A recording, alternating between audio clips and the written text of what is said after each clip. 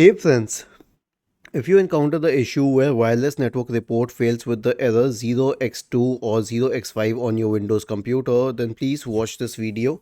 I will guide you through the resolutions. So the first solution is an SFC scan.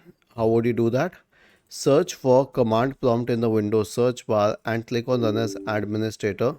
Type the command sfc space / scan now and hit enter to invoke the SFC scan. And the next one is the check disk scan. Okay, so search for command prompt in the Windows search bar and click on run as administrator.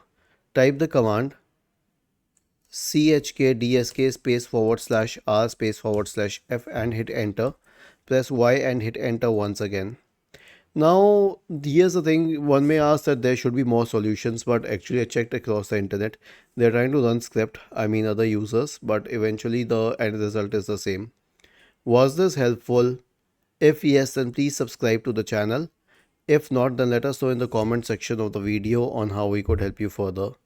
Thank you for watching this video and have a nice day.